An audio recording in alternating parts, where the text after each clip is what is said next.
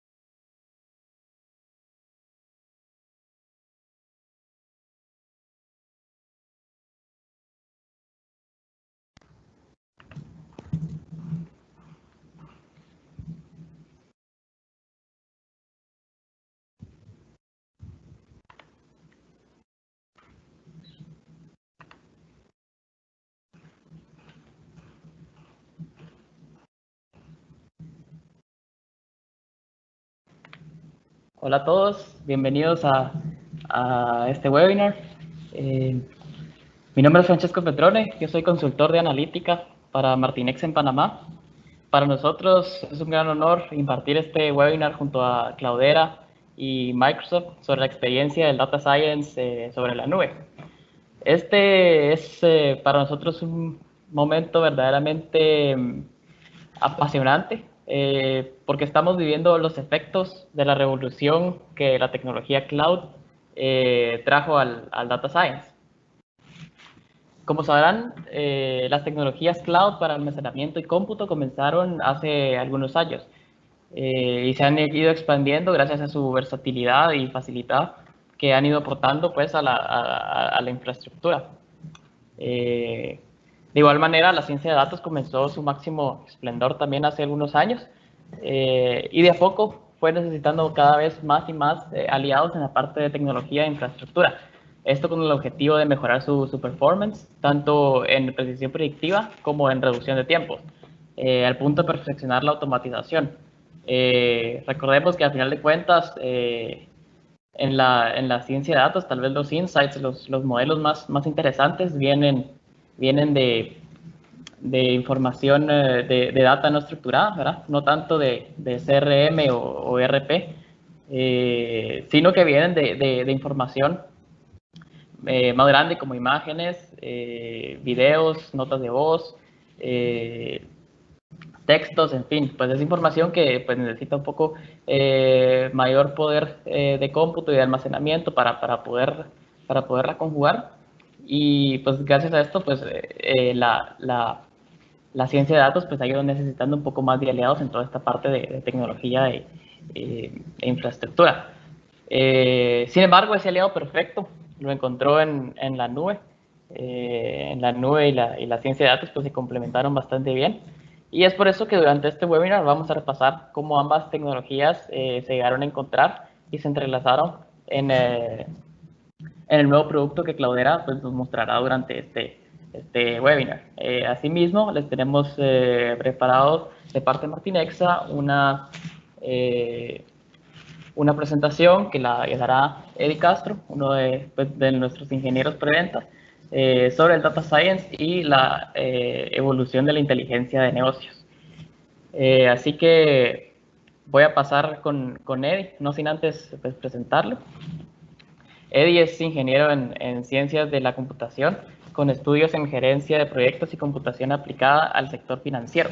Cuenta con experiencia conectando el mundo de la tecnología con el de los negocios, que ha adquirido como gerente de proyectos, consultor de software, ERP y auditor de TI en diferentes industrias como banca, construcción, comercio, salud, entre muchas otras.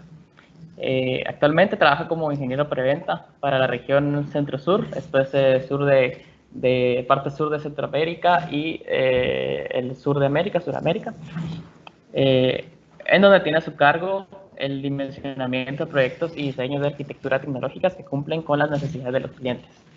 Entonces, Eddie, te los dejo todo tuyo. Perfecto, gracias Francesco. Buenos días a todos, gracias por acompañarnos. Voy a compartir por aquí mi pantalla.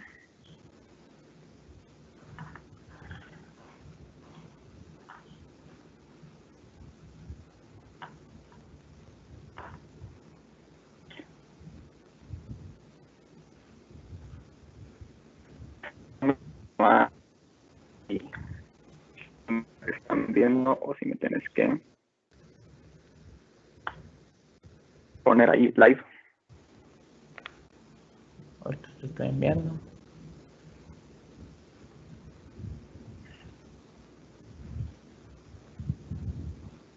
¿Estás seguro que Jaco? Ahí estás.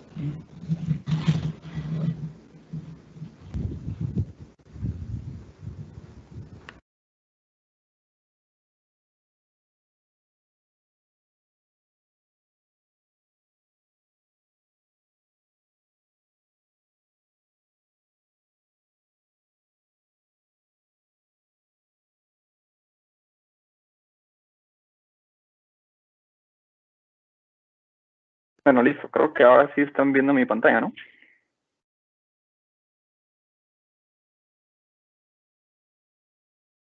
Sí, Eddie, sí, la vemos. Ok, perfecto. Estaba seguro si todavía tenías ahí el control. Bueno, pues como les decía, primero gracias por acompañarnos. Buenos días. Les voy a contar un poquito sobre la agenda que tenemos para hoy.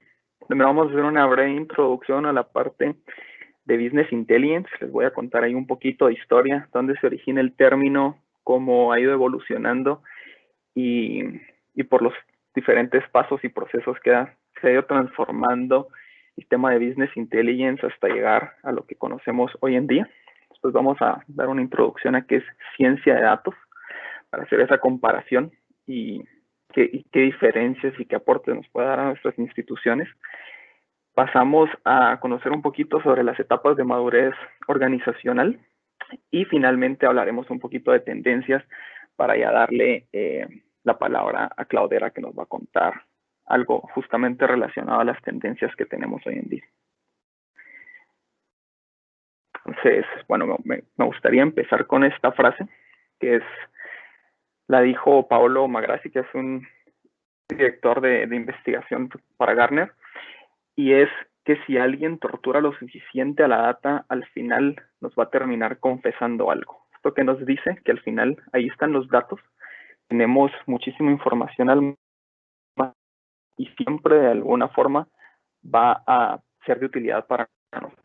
Solo tenemos que encontrar ese momento adecuado, ese reto específico que queremos solucionar para extraer esa información, pero para eso, ¿cuál es la base? Pues contar con esa información, haberla almacenado y haberla almacenado posiblemente en su formato original, que es algo de lo que vamos a estar hablando durante este webinar.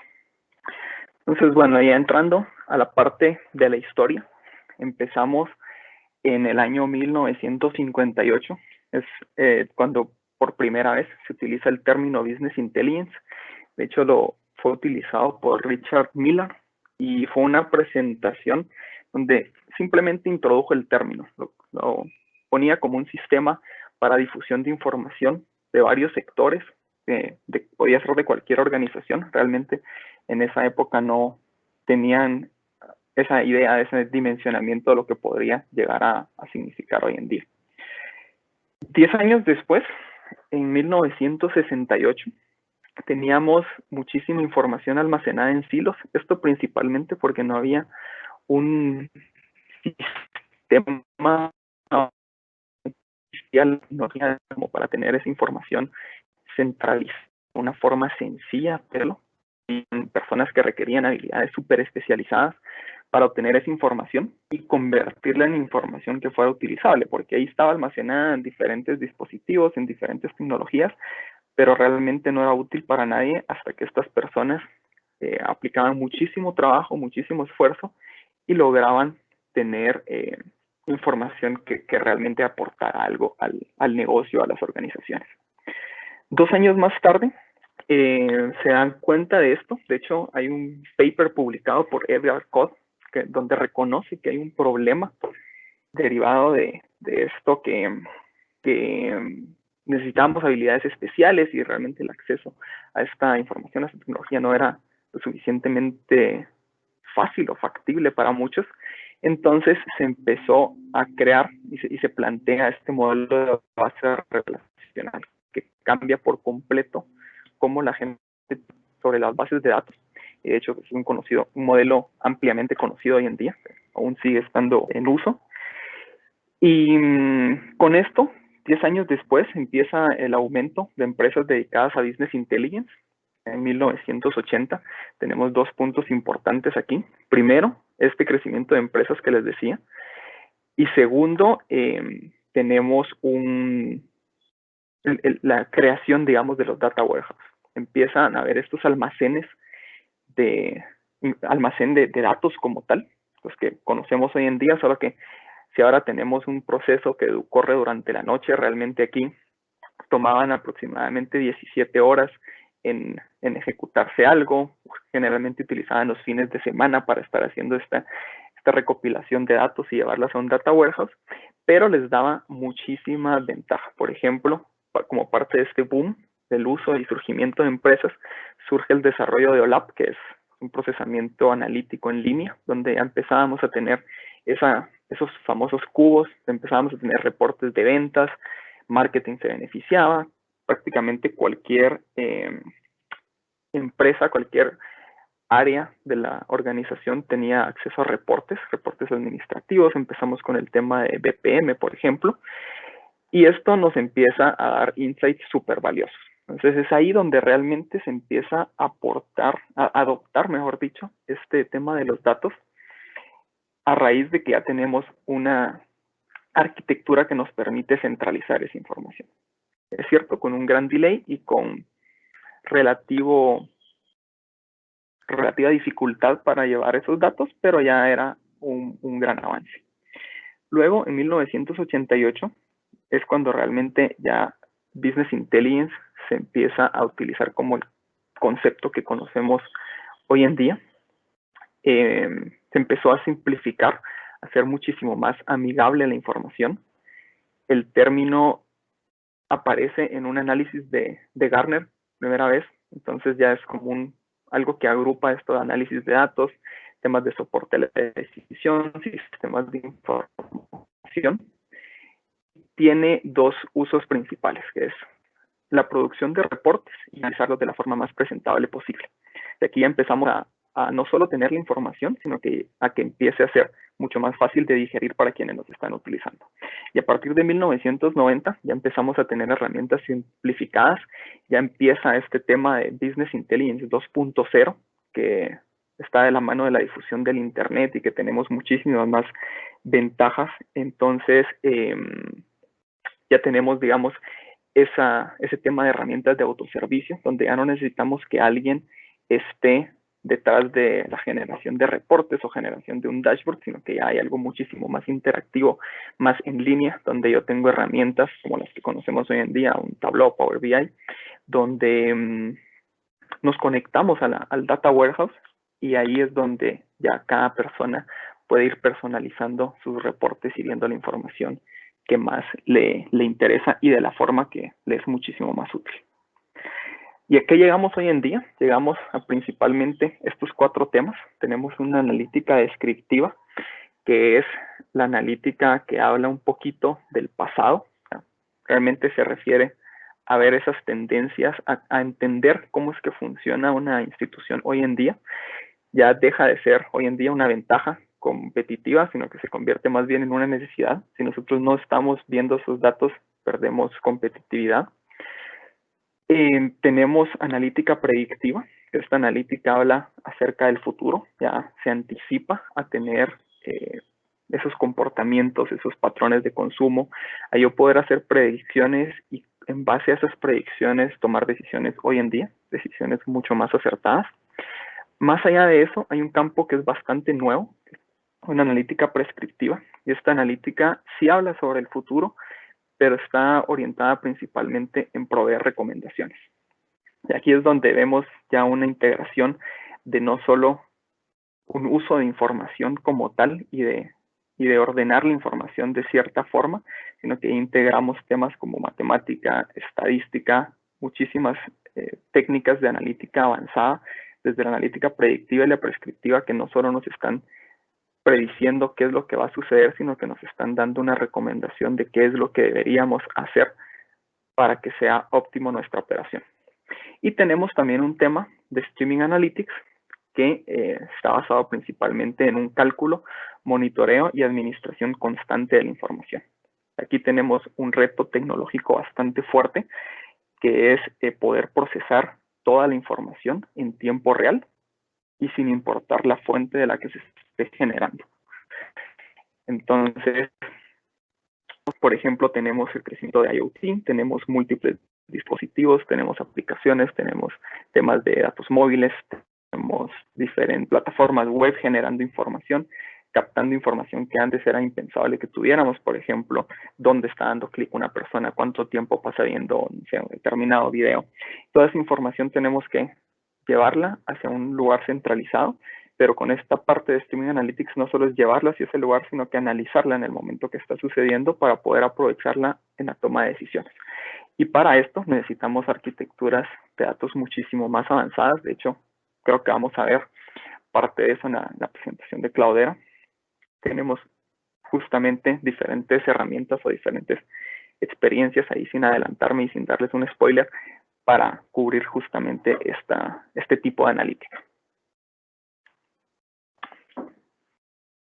Entonces, pasamos a un Analytics Journey, que realmente son las diferentes etapas que desde la perspectiva de Martinet identificamos por las que pasan nuestros clientes.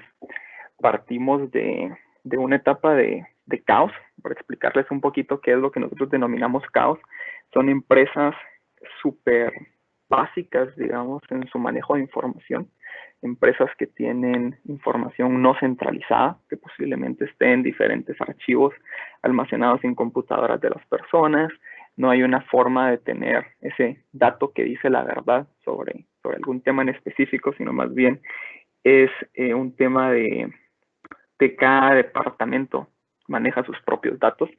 Entonces hay ciertos retos que vamos a tener que ir superando. Por ejemplo, el diseño y construcción de arquitecturas que centralicen información. Eso nos va a permitir ir actualizando la información de forma constante para que esté al día, posiblemente en algún proceso que al final del día nos permita llevar esa información hacia un lugar centralizado. Eso me va a permitir que sea consistente entre las diferentes áreas.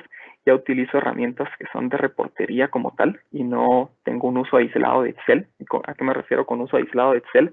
Es a que cada persona tenga un documento, un punto XLS en su computadora donde almacene los datos y tenga o sea, la única fuente de la verdad, no haya un sistema centralizado de información. Entonces, cuando una empresa logra superar estos retos, está en una etapa del reporte. Esa etapa del reporte, ¿qué beneficios nos da? Ya nos da una analítica descriptiva, que como recuerdan, les comenté que es una analítica que veía hacia el pasado, que nos explicaba cómo se comportaban las cosas y nos mostraba información. Entonces, tenemos una visión única y acceso a reportes. Cuando empezamos ya a utilizar herramientas de visualización y business intelligence para consultar esta información de forma centralizada, digamos que aquí ya tenemos un acceso a la información, ya no solo al almacenamiento, sino ya es un acceso constante. Tenemos capacidad de personalizar reportes, que era lo que les mencionaba hace un momento, sobre herramientas que ya permitían ese autoservicio de los datos.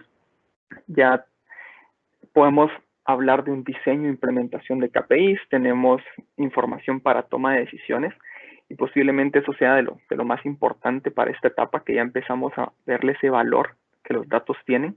Es cierto que solo estamos viendo hacia el pasado aún, ya de una forma personalizada y constante, pero ya empiezo a tomar mis decisiones futuras en base a cómo estoy viendo que son los comportamientos del pasado. Entonces, ¿qué beneficios tengo? Tengo una personalización, una visualización completa de la empresa, ya tengo esa toma de decisiones que les decía y tengo medición y mejoras de KPIs. ¿Cuál es la siguiente etapa? Es una etapa de iluminación. Aquí nosotros realmente la llamamos iluminación porque es cuando los datos empiezan a hablarnos. Los datos tienen esa información para darlos, y es donde empezamos a torturarlos, a exprimirlos para que nos den toda esa información que tienen almacenada y que nos va a servir. Entonces, ¿qué son los retos que necesitamos cumplir para llegar a esta etapa? Ya tener herramientas para hacer exploración de información, hacer data mining, ya empezar a tomar, digamos, esas decisiones operativas basadas en datos. Eso significa que yo ya estoy confiando en los datos para decisiones importantes en mi empresa. Yo ya empiezo a tener un conocimiento de analítica avanzada, ya empiezo a crear productos basados en datos, porque aquí recordemos que en la etapa anterior, en la de dashboard, yo no estaba creando productos, sino más bien estaba visualizando información, me estaba ordenando de la forma que a mí me es más conveniente, pero no estoy creando un nuevo producto como podría ser algún modelo analítico, y tener ese producto como tal que me está dando beneficio al negocio. Aquí ya cuando empezamos a adoptar una ventaja, como ventaja competitiva la predictibilidad, hacemos que estos resultados analíticos se utilicen en el momento adecuado. Esto ya empezamos a hablar de temas de trabajar en tiempo real.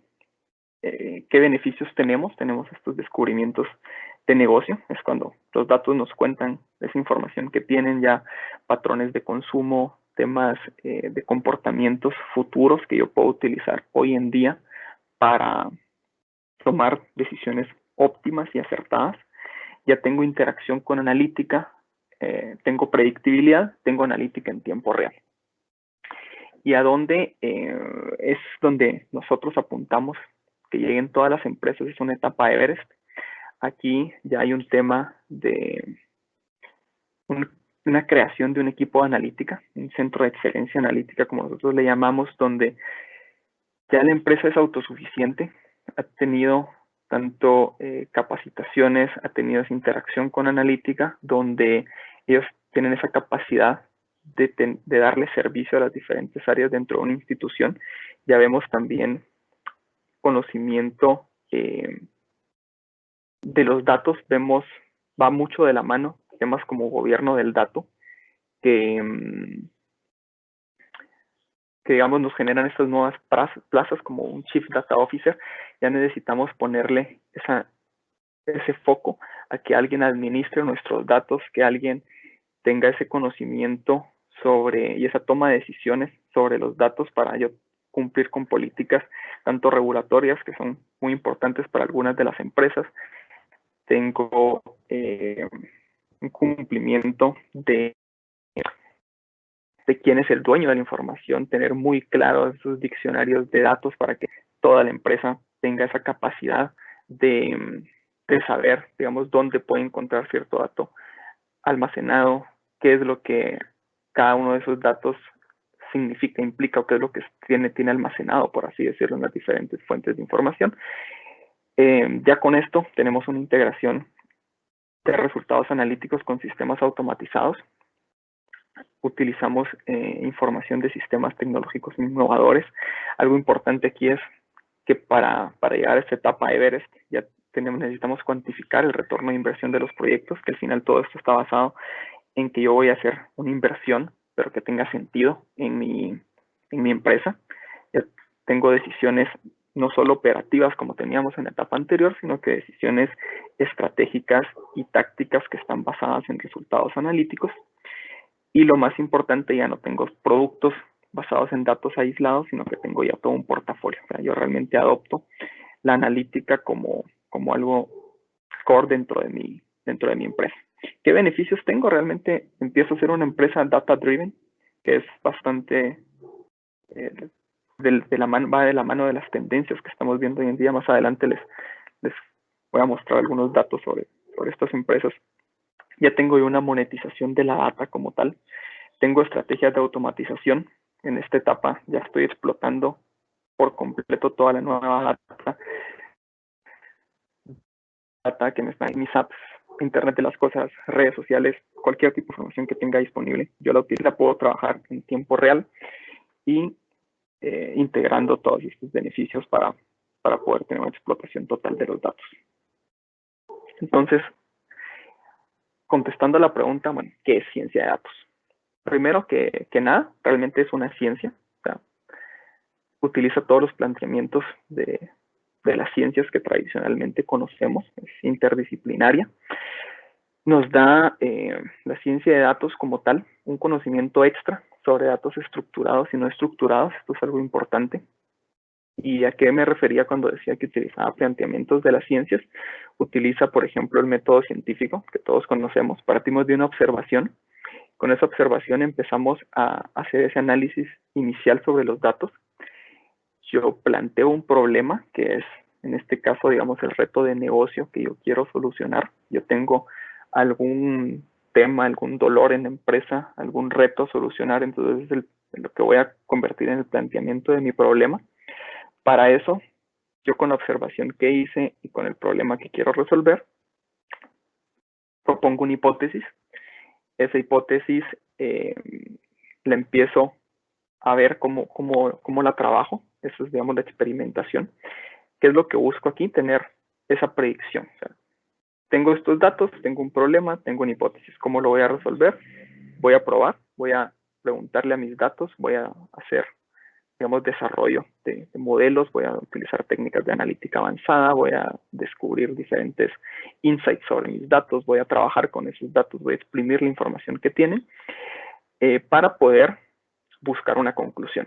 Entonces, ya que tengo esa hipótesis, experimento, veo a qué concluyo, funciona mi hipótesis, realmente es lo que resuelve y demuestra un comportamiento que puedo utilizar, sí o no, y esa conclusión pues ya tengo un reporte de resultados que en el mejor de los casos, cuando es una conclusión exitosa, digamos, lo que obtengo es un modelo funcional que yo ya puedo enviar y ponerlo en producción para que me resuelva ese reto de negocio, ese problema que estaba planteando. ¿Qué más es ciencia de datos? Es un concepto que unifica datos, aprendizaje de máquina y cualquier método que esté relacionado. Es como esa sombría que engloba todos estos conceptos en una ciencia.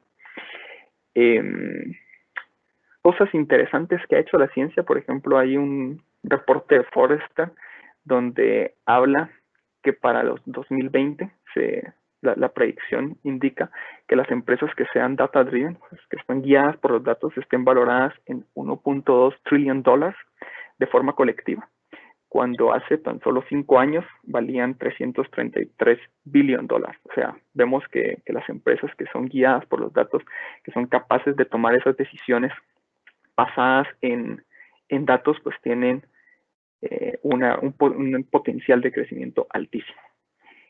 Y bueno, estos esquemas que los de datos hacen, y por ahí los data scientists tienen los trabajos más sexys del siglo XXI, así que pues dato ahí importante y que me parecía relevante traerlo aquí a la presentación. Entonces, resumiendo un poquito qué beneficios nos permite tener ciencia de datos, con todo lo que les expliqué qué es, tenemos un tema de eficiencia predictiva, como podemos intuir de las diferentes etapas y los diferentes tipos de analítica.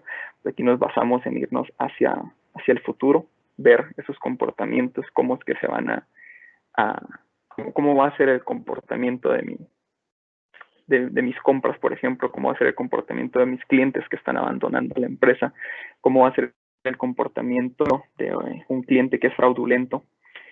Y eso lo unimos a un tema de tiempo real, que es, a mí, yo puedo identificar, digamos, en algún punto un cliente fraudulento, o puedo identificar tal vez en algún punto un cliente que va a abandonar mis servicios, si nos queda muy tarde ya los abandonó. Pero a mí realmente lo que me interesa es unir esa eficiencia predictiva que con herramientas de ciencias de datos y al integrar data estructurada y data no estructurada, que es el último punto que vemos aquí de fuentes varias, yo puedo llegar a una eficiencia predictiva bastante alta. Estamos hablando de más allá de un 95%, por ejemplo. Entonces, cuando unimos todos estos temas de que yo tengo fuentes varias, y cuando hablo de fuentes varias, hay una estadística que nos habla que más del 80% de los datos en el mundo son no estructurados. Entonces, si yo no tengo una arquitectura que me permita, o una plataforma analítica que me permita trabajar con ese tipo de datos, como podría ser Cloudera, que lo vamos a ver muy bien más adelante, que me permita procesar, tener un tema de management para procesar y hacer ese análisis, streaming analytics en tiempo real, con la parte de estadística, matemática para lograr esa eficiencia predictiva, pues tiene muchísimo sentido que yo hable de automatización. Yo puedo hacer que mis sistemas se hablen entre ellos, que vayan tomando decisiones entre ellos y pues ser muchísimo más eficiente. Entonces, hablando ya, concluyendo un poquito del tema tecnológico, vemos el data warehouse tradicional que veíamos que se generaba por ahí alrededor de 1980, se empezaba a masificar. Es un componente tecnológico que fue lo que me permitió ese boom de la parte de inteligencia de negocios, que me permitió tener esa analítica descriptiva con reportes, KPIs, dashboards. Y esto estamos hablando de data estructurada, ¿no? Estamos hablando del 20% de la data del mundo, que se está generando muchísima más información cada vez y cada vez, así que la data que estoy dejando de aprovechar con tecnologías que están dedicadas exclusivamente a data warehouse, pues es bastante reducida respecto a lo que podría lograr hoy en día. Entonces, del lado derecho tenemos un tema que lo vemos como un cuadro de Big Data, que es no estructurado. ¿Qué tenemos aquí? Tenemos un Data Lake. Un Data Lake es una arquitectura que complementa ese Data Warehouse. Realmente es lo que podemos tener este almacenamiento de información, que cada vez es más costo eficiente almacenarlo como Cloudera en cualquiera de las plataformas, me permite tener una eficiencia en almacenamiento de datos, por ejemplo, que yo puedo, si bien empezar como una arquitectura complementaria, también podría cumplir las funciones de un data warehouse ahí mismo. Tenemos una de esas experiencias dentro de los productos como Cloudera, que son plataformas modernas.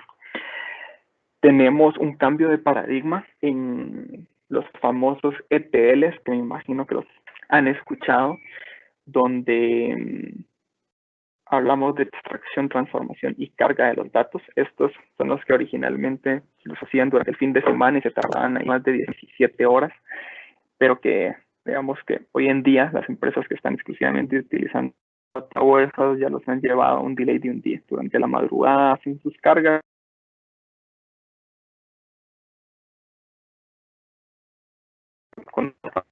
En arquitecturas analíticas tenemos la capacidad de hablar sobre ELTs, que le damos la vuelta a la L y la T, entonces hablamos de extracción, carga, y la transformación la vamos a utilizar en el momento que vamos a realizar, en el momento que utilicemos los datos.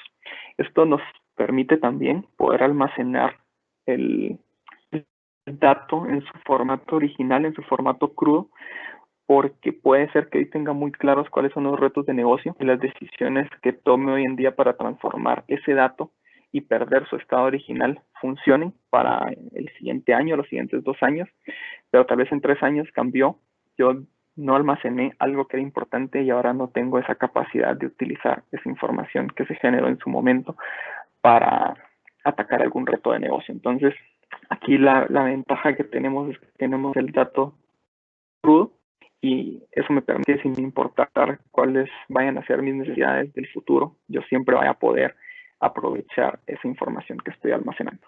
Aparte de un tema de que me permite tener esta información en tiempo real y tener muchísima más eficiencia en el tema de ingestas. Esto lo logramos dado que es un file system, no es una base de datos como lo vemos en un data warehouse, no es un sistema, digamos, no estructurado que me permite almacenar cualquier tipo de archivo. ¿Y qué es lo que me permite eso? Me permite tener justamente data science. Entonces ahí vemos el camino de cómo empezamos con la tecnología de data warehouse que nos permitió business intelligence. Empezamos a tener una arquitectura muchísimo más óptima que me permite otras capacidades más avanzadas, y eso me permite tener ciencia de datos. Esto ya es una analítica predictiva, de predictivo en adelante, que tiene integrados modelos matemáticos y estadísticos, y son realmente productos basados en datos como les mencionaba.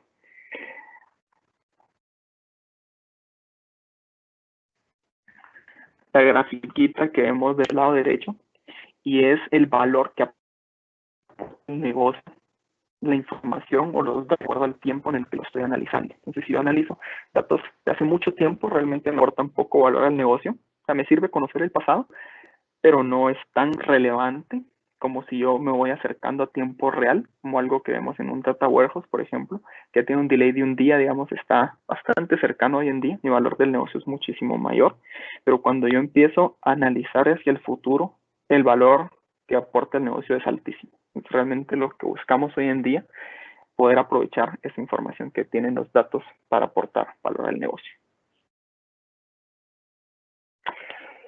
Y bueno, ya para ir cerrando, hablando un poquito acerca de ciertas tendencias, tenemos un crecimiento en posiciones relacionadas a los datos. Por ejemplo, los data scientists cada vez son muchísimo más adoptados en las empresas. Va a llegar un momento en el que va a ser impensable no contar con científicos de datos dentro de nuestra organización. Las plazas asociadas a todo el gobierno del dato, Chief Data Officer, por ejemplo, con el tema de inclusión de temas de gobierno del dato dentro de las auditorías de TI, tener esas personas encargadas y responsables de los datos, que son los dueños de la información. Tenemos muchísima más adopción hoy en día de plataformas analíticas, esto también derivado de las facilidades que tiene. Ya hay muchísimos modelos de negocio, ya tenemos y aprovechamos las ventajas que nos da la nube, por ejemplo, y poder tener un tema más asociado a un consumo, a poder no depender de tener una estructura, una arquitectura, una infraestructura ahí durante todo el año, sino que yo realmente voy más aprovechando de acuerdo a las cargas que voy teniendo. La adopción de inteligencia artificial, por ahí había una frase que decía que si está escrito en Python probablemente es Machine Learning, pero si está escrito en PowerPoint es probablemente inteligencia artificial. O sea, eso va a empezar a cambiar, realmente vamos a empezar a ver inteligencia artificial, son las tendencias, ciertas arquitecturas, infraestructuras, empresas que hablan sobre nubes y híbridas, ¿no? Yo ya por la regulatoria ir a la nube, por ejemplo, ya puedo tener esas plataformas que me permiten tener que un tema de regulación interna dentro de la, yo tengo que almacenarlo en mi arquitectura tradicional, pero puedo ver todas las cargas más fuertes en la nube, aprovechando esas ventajas de crecimiento, y luego ya agarrar esos resultados y regresarlos hacia mi nube, hacia mi arquitectura tradicional para ejecutar ya en producción el resultado que eso me generó, por ejemplo. Y bueno, con eso cierro. Le doy la palabra a Rey, si no estoy mal, ahí me confirma Francesco si él es quien va a empezar del lado de Cloudera. Sí, ahora. Y finalmente, igual me quedo aquí en la sesión, pueden ir escribiendo preguntas y respuestas si tienen sus preguntas para que vayamos respondiéndolas en el espacio que tenemos para Q&A, que nos vamos a quedar aquí junto con las personas de Cloudera. Muchas gracias, Eddie, por tu presentación, todo pues muy interesante. Así como dijo Eddie, pues les quería recordar que la parte de las preguntas pues lo vamos a dejar al final, así que vayan anotándolas y después tenemos reservado un espacio para responderlas, ya sea para Eddie o para Cloudera. Entonces ahora vamos a pasar a la parte de la demostración de la plataforma de la que hablamos al principio y de Cloudera como tal. Ahora, antes les voy a presentar a nuestros, a los que van a exponer de parte de Cloudera. Tenemos a Raymond Hall, él es Senior Solutions Engineer para Cloudera. Ray cuenta con más de 20 años de experiencia en investigación y desarrollo y operaciones con tecnología de código abierto, que apasiona trabajar con tecnologías de vanguardia, dominar y permitir que otras personas las aprovechen mediante la consultoría, la enseñanza, el liderazgo y la participación colectiva. Pues actualmente, como les dije, trabaja como Senior Solutions Engineer para la región y él nos estará presentando pues, la plataforma. Junto con él estará Hernán Galante. Hernán es Account Executive de Cloudera también. Hernán posee muchos años de experiencia ayudando a las empresas de nueva economía digital a adoptar Big Data, IoT, análisis y aprendizaje automático para cumplir con sus requisitos comerciales. Él es experto certificado en arquitectura de soluciones de Big Data. Entonces, sin otro particular, te cedo la palabra, Rey. Sí, ¿qué tal? No sé si me están escuchando todos bien. Quisiera un feedback rápido, si tenemos sí, te escuchamos. audio. Tenemos audio, te escuchamos. Sí, te escuchamos. Perfecto, y también quisiera nada más probar si están viendo mi pantalla. Estoy compartiendo la presentación. Ahorita vamos a pasar tu pantalla.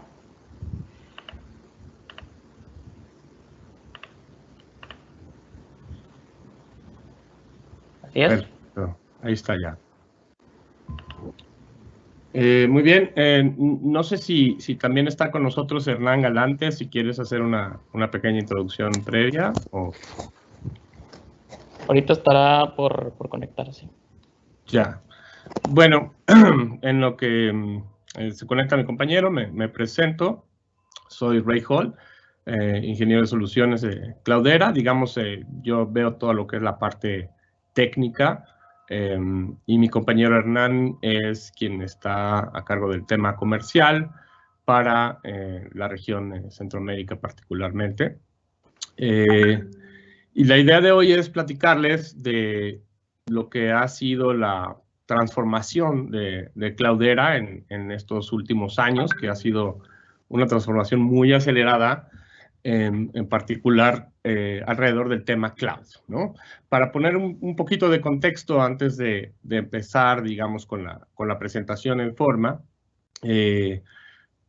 digamos que Cloudera recién se fusionó con Hortonworks, y ambas somos o éramos en su momento separadas, ahora una sola, las empresas más grandes alrededor del desarrollo de aplicaciones para proceso de grandes datos, basadas todas en código abierto, fundamentalmente de la plataforma Hadoop y el ecosistema circundante, la gran mayoría de aplicativos bajo la fundación Apache, ¿no?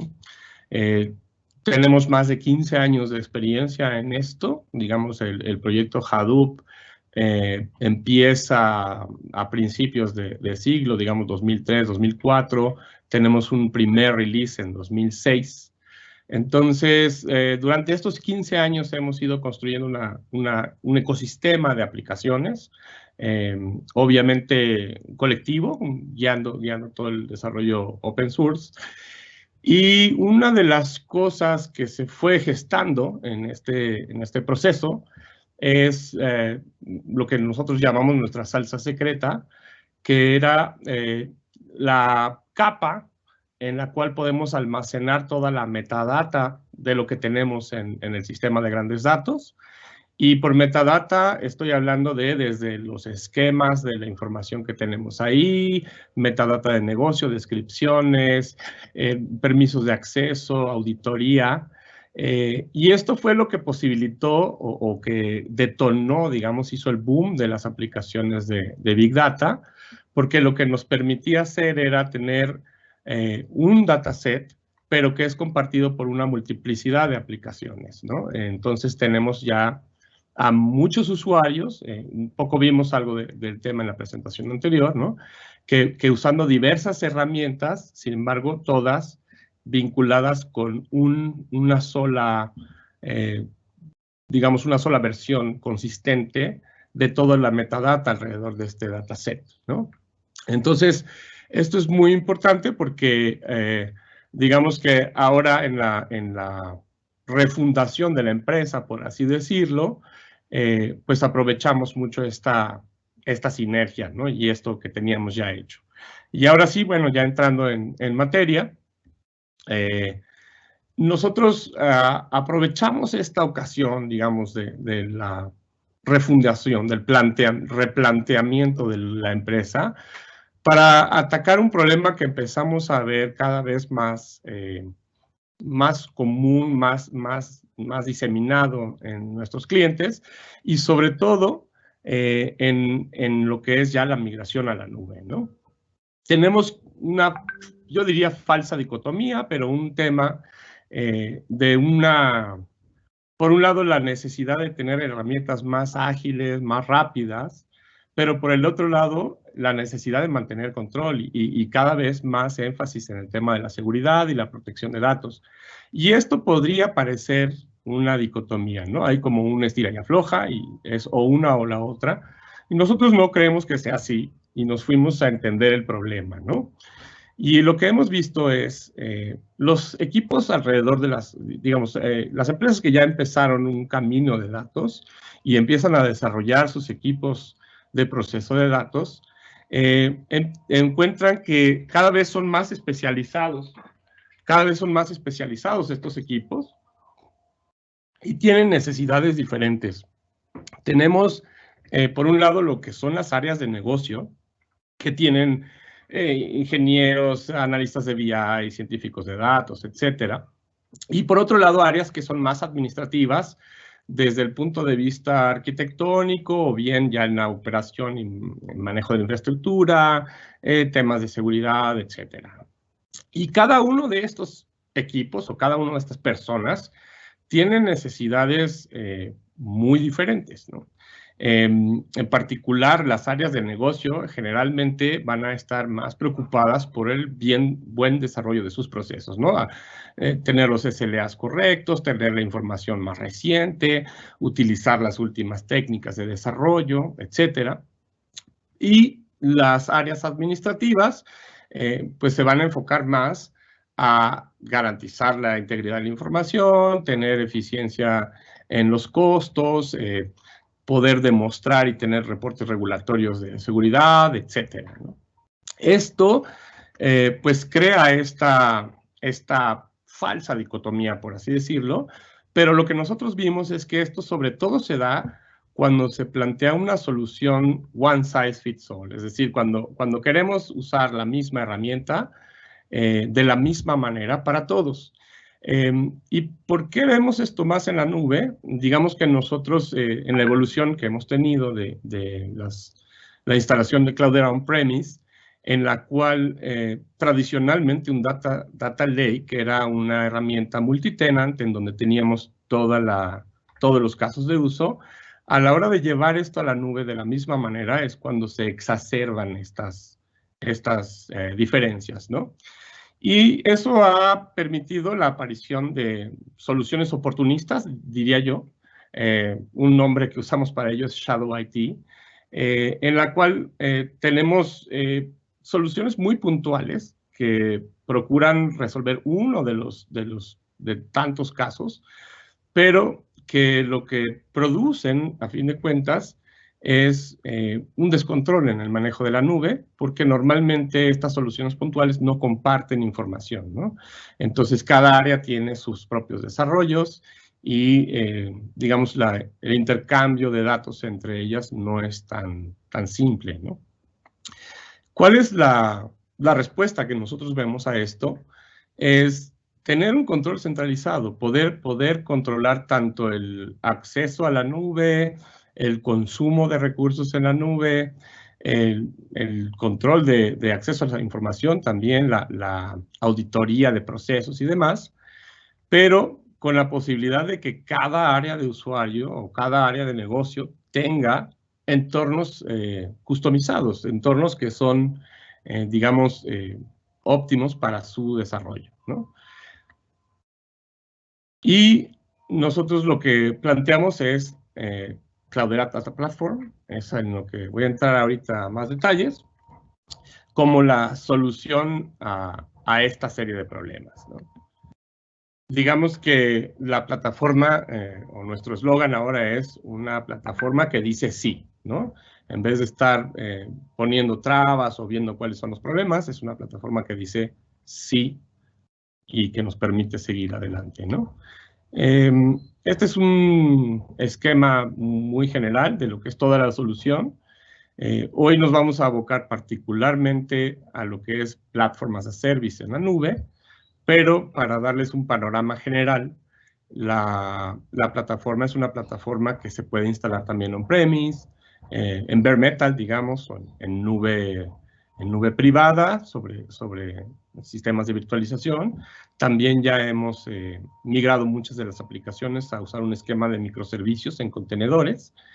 Y lo que une, o digamos, todo este pegamento que nos permite hacer de estas aplicaciones diversas una sola suite, es esta parte de en medio que llamamos SDX, quiero decir Shared Data Experience, pero que yo veo como nuestra salsa secreta, por así decirlo, ¿no?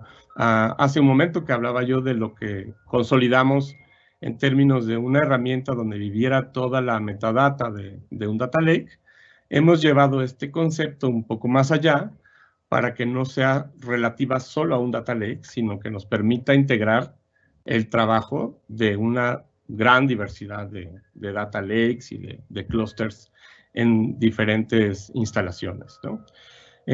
Todo está, digamos, basado en lo que llamamos el Cloudera Runtime, El Cloudera Runtime es el conjunto de aplicaciones que conforman la suite y que estamos lanzando ahora en su versión 7, ya con la conjunción de las herramientas que teníamos como empresas separadas, ahora en una nueva plataforma unificada. Quiero matizar esto de nuevo, porque en realidad, como les digo, tenemos ya más de 15 años en este negocio y las versiones de las herramientas que tenemos han ido madurando todo este tiempo, y entonces lo nuevo es más bien el enfoque, pero con herramientas que son, pues han probado su madurez y su solidez en el tiempo. Haciendo un poquito más énfasis en qué nos referimos por esta salsa secreta o esta capa de administración y control, son un conjunto de herramientas. Ahorita entro a más detalle y les vamos a mostrar propiamente ya la aplicación en sí cada una, pero haciendo un recap rápido, tenemos un catálogo de datos, que es aquel catálogo en donde vamos a ver todos los datasets que hemos subido a la plataforma, y además es un catálogo que tiene visibilidad de todas las instalaciones, tanto on-premise, en nube privada y pública, desde los datos tanto estructurados como no estructurados, y podemos verlos todos en un solo lugar, ¿no? Tenemos un esquema distribuido, un almacén de esquemas distribuidos, de tal manera que también todas las aplicaciones que hacen uso del paradigma, digamos, de base de datos, es decir, todas las aplicaciones que ven a los datos como una tabla, comparten los esquemas de sus tablas. Es decir, no tenemos que migrar o crear las tablas en las distintas apps, sino que creándola en una aplicación ya esa es visible en todas las demás, ¿no? También tenemos un sistema de manejo de replicación, digamos, creación de políticas de replicación y monitoreo de las mismas, entendiendo por replicación además no solamente replicación de datos, sino de metadatos, en el entendido de que si queremos mover una carga de trabajo de un clúster a la nube o de la nube de regreso al clúster o entre dos entornos que tengamos en la nube, etcétera, la migración no solamente es de los datos y de los procesos, sino de los usuarios que realizan los procesos, sus permisos, etcétera, ¿no? Finalmente, tenemos una sola capa de seguridad. Para aquellos de ustedes que ya hayan usado antes Cloudera o Hortonworks o este tipo de aplicaciones, sabrán que uno de los temas que ponemos más énfasis es la seguridad, y que, digamos, hay una diversidad de componentes alrededor de la seguridad, pero solían ser un tema de mucha fricción con las áreas de manejo de identidad y demás, porque al requerir tanto un soporte de un sistema de identidad como de lo que nosotros llamamos Kerberos, o digamos el sistema tradicional de autenticación, que es Kerberos, era, digamos, algo complejo de instanciar, ¿no? Y lo que hemos hecho ahora es digamos, poner una capa intermedia o la capacidad de que los clientes se vinculen a través de su single sign-on corporativo, a través de SAML versión 2 en particular, y toda la parte de Kerberos y demás queda ya atrás, automáticamente, digamos, administrada por el sistema, pero los usuarios ya no tienen que lidiar con esto, ¿no? Y es una sola capa de seguridad para todo el deploy, ¿no? También entro en esto a más detalle más adelante.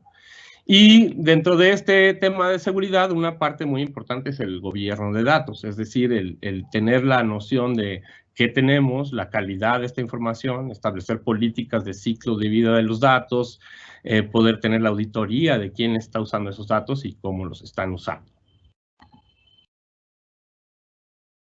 Entonces, ahora sí, voy a estar, digamos, saltando entre la presentación y mi navegador para estar, digamos, mostrando la aplicación en vivo. Nada más como una referencia a la cual voy a estar regresando. vamos a ver lo que es el panel de control general de la aplicación y las maneras, digamos, habituales de consumir esto, tanto lo que sería más parecido a la instalación on-premise, que es la instanciación de clústeres tradicionales, lo que nosotros le llamamos clusters Data Hub, que son clústeres en los que tenemos una colección de herramientas y es configurable por el cliente. Y también ahora tenemos las experiencias basadas en microservicios, que se diferencian principalmente porque al ser microservicios son mucho más escalables, las podemos tener, digamos, dormidas o en stand-by y solamente despertar cuando se requiere realmente el servicio, de tal manera que pueden ser muy económicas, muy cost-effective en su operación, pero que además, al estar desplegadas en contenedores, pueden escalar muy rápidamente y acomodar la necesidad de más cómputo dinámicamente, ¿no? Sin necesidad de hacer ningún ajuste de configuración en el clúster.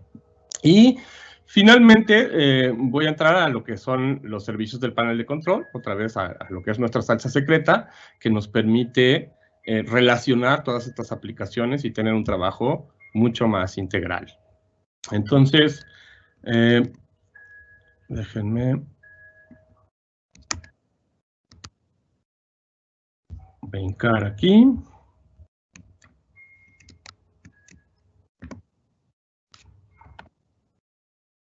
Entonces, voy a hacer el recorrido que haría un usuario tradicional. Estoy entrando a mi panel de control, a mi panel de single sign-on corporativo. En nuestro caso, nosotros usamos un proveedor que se llama Okta, pero podemos funcionar con cualquier proveedor que nos entregue una session SAML V2, como podría ser, por ejemplo, Microsoft Federation Services. Entonces, bueno, aquí en la empresa tenemos una diversidad de aplicaciones que podemos usar y una de ellas es irnos a CDP. Entonces, digamos, en el caso de ustedes, esto sería su portal de single sign-on corporativo, en donde ya tendrían una liga que los vincula hacia la plataforma de Cloudera Data Platform. Entonces, al llegar aquí, yo ya no necesito hacer un sign-in, sino que a través de SAML, mi empresa, digamos, ya le pasó a la plataforma mi identidad, ¿no? Ya sabe quién soy yo. Y entonces, atrás, en el sistema de administración y de usuarios, tenemos la posibilidad de determinar qué permisos tengo, a qué tengo derecho, etc. Entonces, aquí es a donde ya vamos a entrar con más detalle. Entonces, lo primero que tenemos aquí es un ambiente. Nuestro despliegue en la nube, la primera actividad que debe realizar un usuario es definir un ambiente, porque esto es lo que nos va a permitir establecer en dónde están almacenados los datos, los permisos del proveedor de nube, qué identidad tiene, etcétera, ¿no? Entonces, una vez definido o configurado este ambiente, nosotros le llamamos un environment, ya puedo empezar a explotar o hacer uso de los recursos en ese environment. A la hora de haber definido el environment, automáticamente ya tenemos lo que se llama un data lake, que es, digamos, la asociación entre un área de storage. Déjenme mostrarles aquí. Tenemos el Cloud Storage, tenemos una serie de direcciones o de rutas dentro de ADLS V2, donde vamos a tener toda la información con la que estamos trabajando. Y estas rutas se configuran al configurar este ambiente. Normalmente tendríamos ahí el área de datos de preproceso, lo de logs, los datos de las tablas. No tenemos, digamos, una definición prescriptiva de lo que debe ser aquí. Más bien, cada cliente determinará cuántas rutas distintas requiere para el proceso de sus datos, ¿no? Pero únicamente estamos definiendo esto aquí, o sea, dónde vive la data y a la vez instanciando una serie de aplicaciones que son en donde vive todo este tema de los metadatos. Usamos Atlas, es la herramienta con la cual podemos tener la visibilidad y, digamos, el proceso de los metadatos de todo el clúster. Utilizamos también Ranger, que es en donde viven todos los permisos tanto de acceso al file system como de acceso a las tablas, y en donde podemos determinar tanto reglas de acceso como enmascaramiento de datos, como filtro de renglones, etc. Y bueno, el resto de aplicaciones son dependencias de esta parte, pero digamos que este Data Lake es lo que ya nos provee la posibilidad de tener el catálogo y demás. Todavía no hablamos de ningún despliegue de recursos computacionales, ¿no?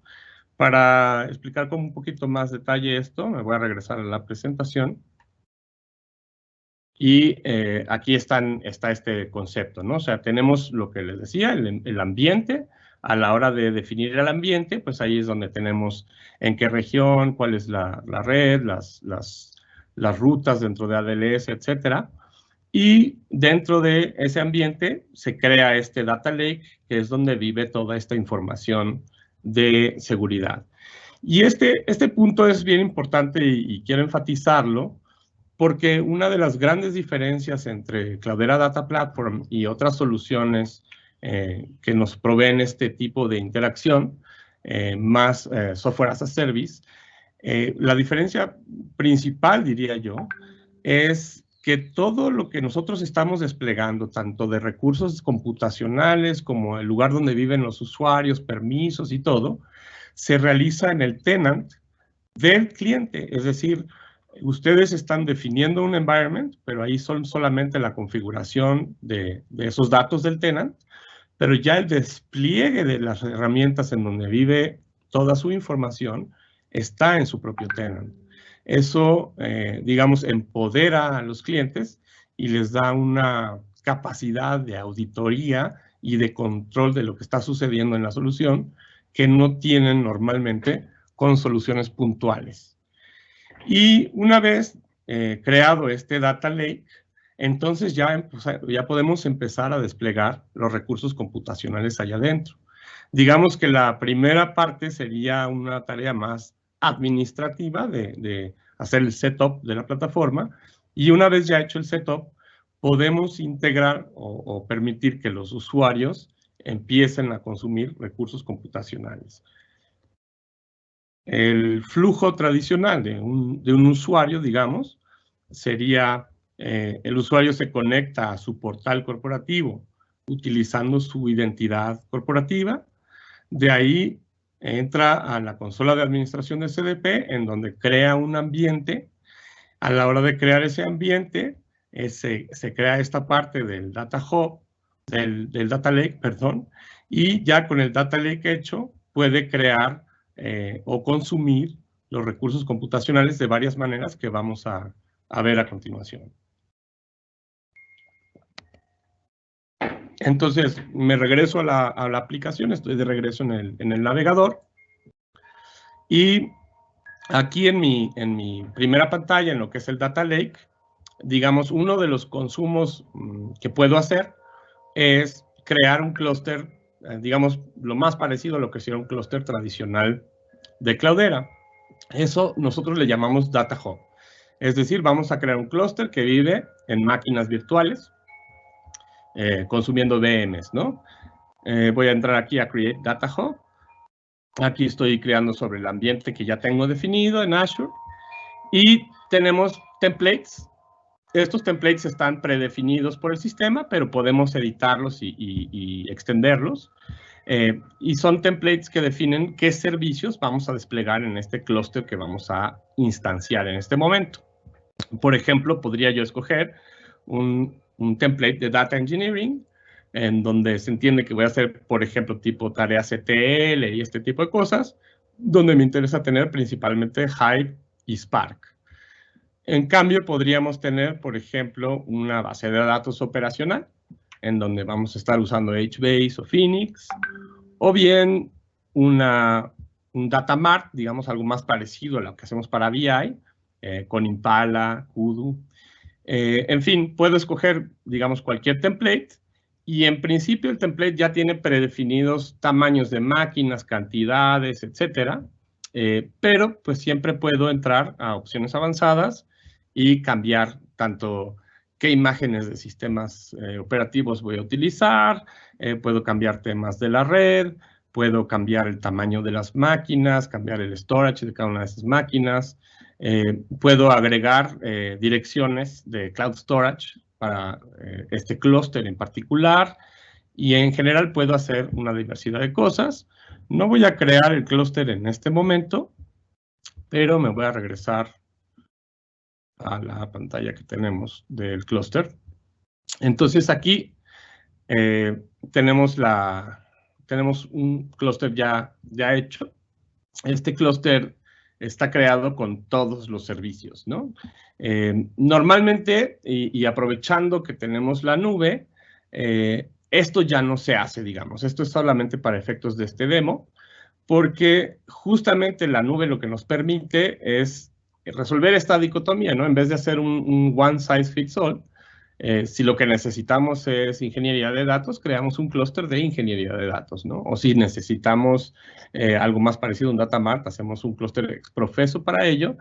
Y entonces ya no estamos obligados a hacer estos compromisos de performance entre una herramienta y otra, sino que podemos, digamos, afinar o optimizar cada uno de los clústeres para su propósito específico, ¿no? Además de que cada uno de estos clústeres, al estar instanciado en máquinas virtuales, pues siempre lo podemos detener o podemos incluso hacerle un resize, podemos hacerlo, incrementarle tamaño, disminuirlo. Esto no es un escalamiento dinámico, más adelante dentro de las aplicaciones dinámicas, dado que hacer un resize aquí, pues normalmente implica algo de downtime en algunos casos, o en otros no downtime, pero sí una baja en la capacidad de cómputo, digamos, del clúster que está haciendo un resize. Y consideraciones, digamos, que lo hacen no tan dinámico, ¿no? Para eso tenemos otras aplicaciones.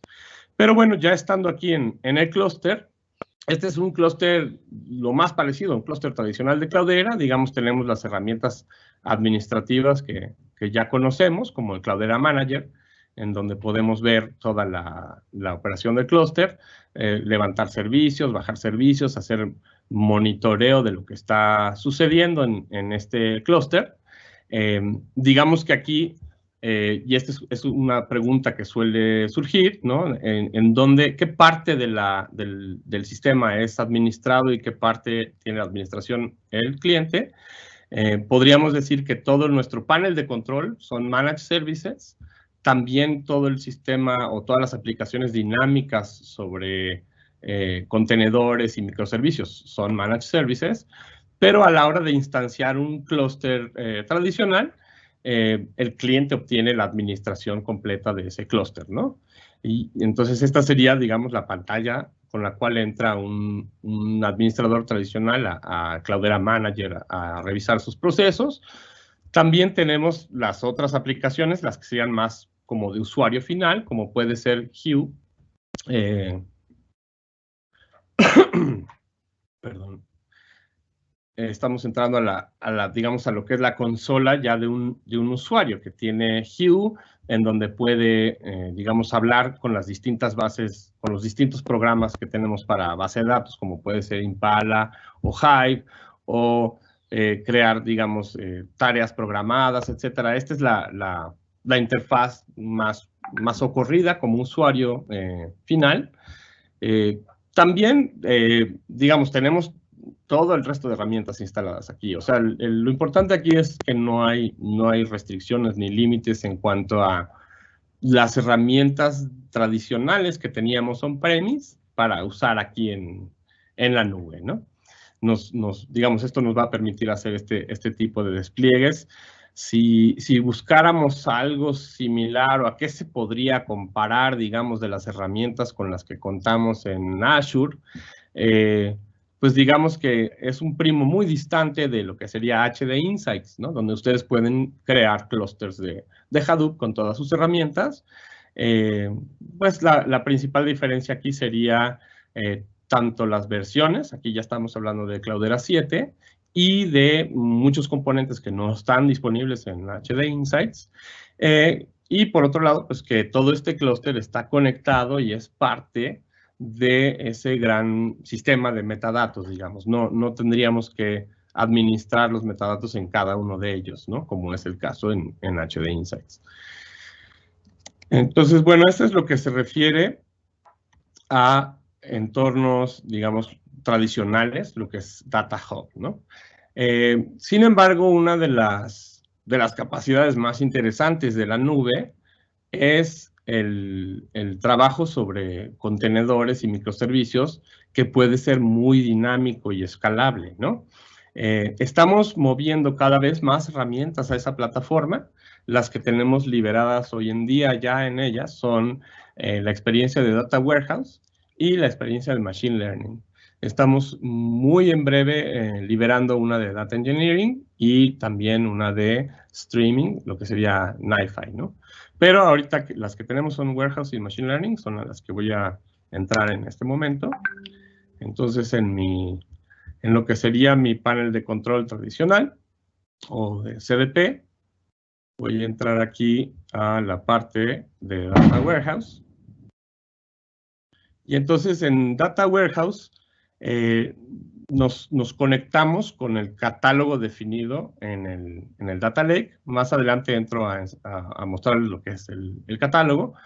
Pero básicamente aquí lo que vamos a hacer es crear un servicio que nos puede resolver queries SQL basado en alguna de las herramientas que tenemos para ello, ya sea Impala o Hive LLAP, que son las herramientas que hacen, digamos, los queries más tipo real-time y no batch. Serían las herramientas, digamos, indicadas para conectar con herramientas de BI, como podría ser Power BI o Analytics Services, etc.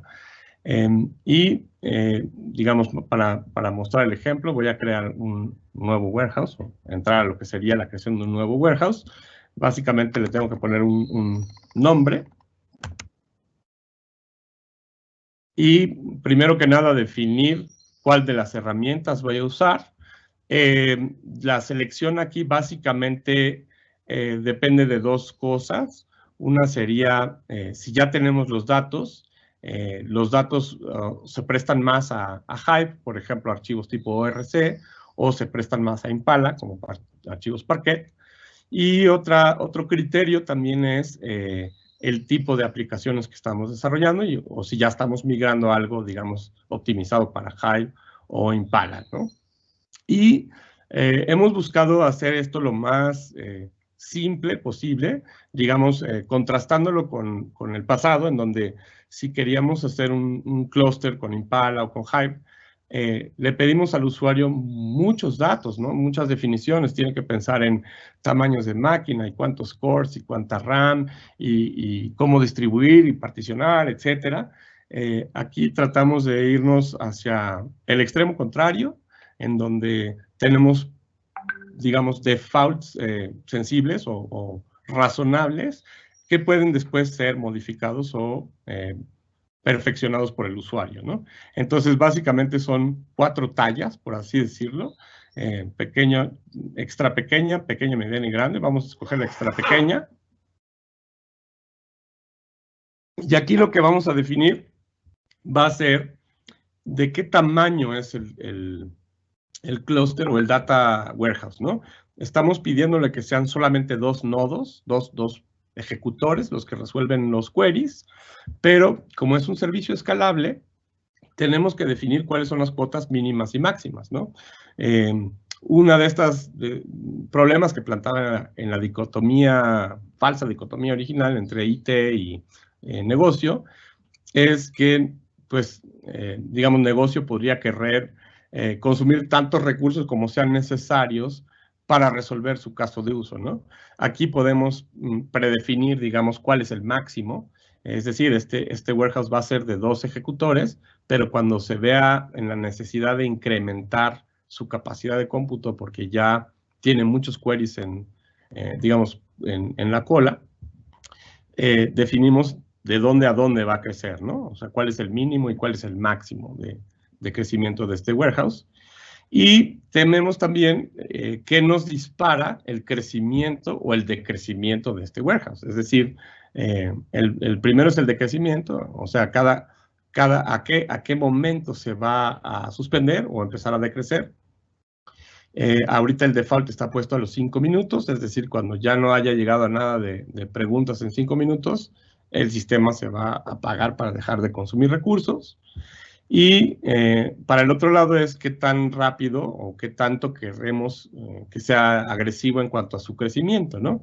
Y tenemos ahí la capacidad de definirlo en términos de el headroom o cuánto espacio disponible tiene para aceptar nuevos queries, cuántos nodos hay libres para aceptar nuevos queries, o bien el tiempo de espera que tengan los queries en la cola. Cuando el sistema ya no tiene capacidad para resolver un query, entonces los nuevos queries que llegan nos va a encolar y aquí podemos definir cuánto tiempo en la cola. Obviamente si es 0, al primer query que llegue que ya no pueda ser atendido, el sistema va a detonar el crecimiento, ¿no? Y va a ir creciendo dependiendo del tamaño que hayamos escogido. Si escogimos extra small, va a ir creciendo de 2 en 2. Si escogimos small, de 10 en 10, de 20 en 20 o de 40 en 40, ¿no? Entonces, una vez definido este warehouse, podemos editar o podemos acceder a él. Podemos acceder a él utilizando una URL de JDBC o bien podemos entrar directamente a una interfase gráfica. Bueno, esto es en cuanto al warehouse.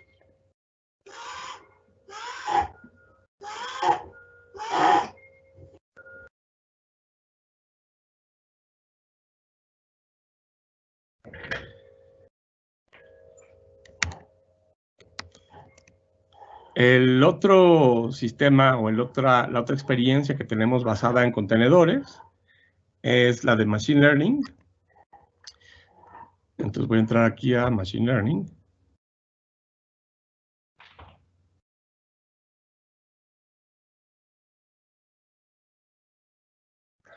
En Machine Learning lo que tenemos es un notebook. Ups.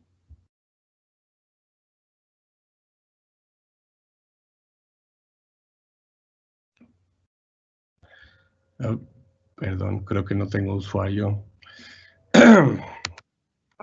Bueno, la experiencia de Machine Learning es un notebook que nos permite usar tanto Python como R para trabajar sobre los datos que tenemos ahí definidos. Les pido una disculpa, ahorita no pude entrar, no tengo el usuario. Supongo que ahorita deben haber restablecido las contraseñas. No lo pude revisar justo antes de este demo, pero les platico. La aplicación para Machine Learning es un notebook en donde podemos crear código tanto en R como en Python como en Scala y ejecutarlo contra los datos que tenemos en la nube, desplegándolo en contenedores que están corriendo Spark. Nosotros proveemos un notebook, pero también se puede vincular con notebooks ya hechos y que sean, digamos, de la preferencia de los usuarios de Machine Learning, como podrían ser Jupyter o Jupyter, o bien RStudio, o bien incluso el Microsoft Visual Studio Code, en fin, cualquier entorno de desarrollo que los data scientists quieran vincular para hacer su trabajo de Machine Learning. Digamos que si conocen la aplicación de Data Science Workbench, es la versión online de Data Science Workbench. Entonces, eso es en cuanto a la plataforma que tenemos para el consumo de recursos de cómputo, pero pues todo esto está orquestado o, digamos, administrado a través de los servicios del panel de control. Regresar aquí a mi panel de control. Déjame irme al home. Entonces, uno de los que creo que vale más la pena de este servicio es el Workload Manager. porque es el que nos permite, digamos, entender qué es lo que está pasando con nuestros clústeres. Aquí podemos ver todos los clústeres que tenemos registrados contra la plataforma, y escogiendo un clúster, pues nos muestra estadísticas acerca de los procesos que estamos corriendo en esos clústeres. Y con esas, digamos, con esa fotografía o radiografía de los procesos, podemos definir lo que son las cargas de trabajo.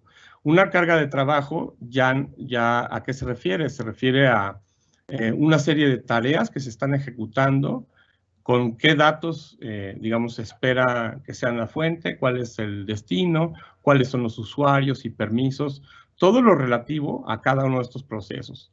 El sistema nos permite, digamos, nos clasifica automáticamente, nos ofrece, digamos, una subversión de lo que cree que son las cargas de trabajo en función de, pues, los procesos que se están realizando conectados unos con otros, pero nosotros podemos después editar y afinar la definición de estas cargas de trabajo, y ya teniendo las cargas definidas, podemos ver cosas como reportes acerca de las cargas, ¿no?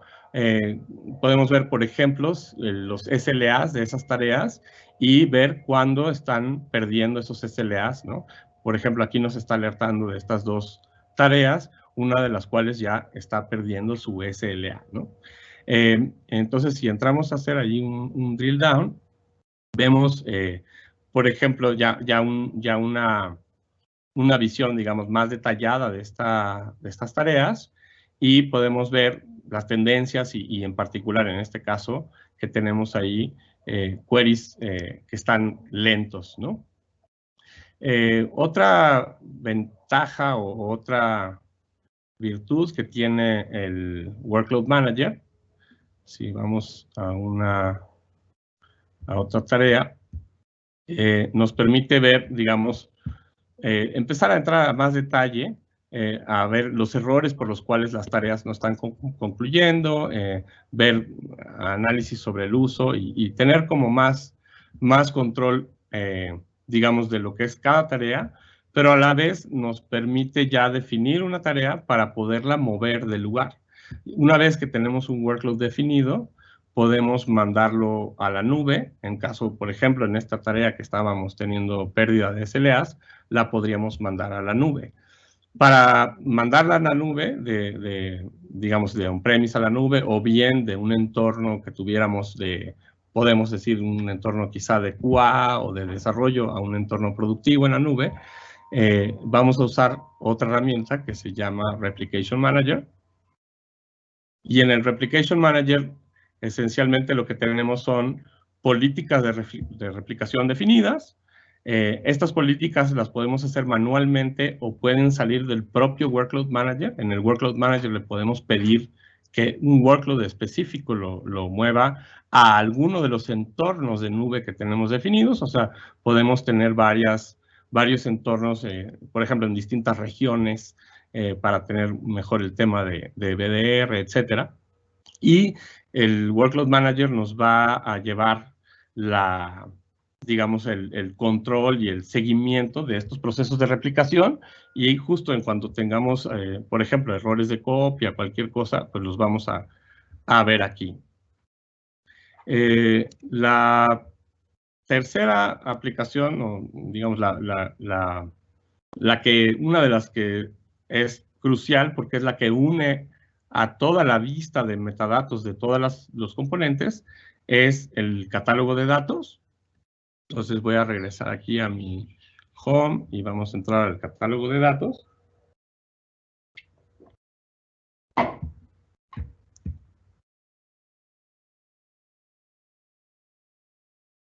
Y en el catálogo de datos tengo la visión de todos los recursos y objetos que viven en el clúster, que pueden ser tablas, archivos, etcétera, ¿no? Como en este demo es principalmente un clúster alrededor de tablas de Hive para BI, tenemos aquí, digamos, los objetos más recientes. Entonces estoy viendo tablas de Hive. ¿Y qué es lo que tenemos para cada una de las tablas? Bueno, de entrada nos muestra los datos más relevantes, digamos fecha de creación y dueño, pero ya si empezamos a ver, por ejemplo, déjame entrar a Customers, por ejemplo, productos.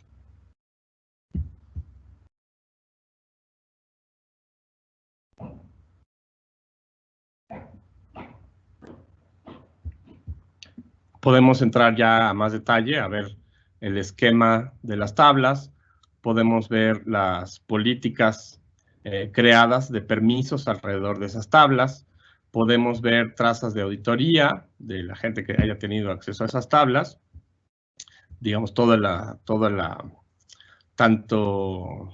los queries relacionados que hayan involucrado esas tablas, etcétera.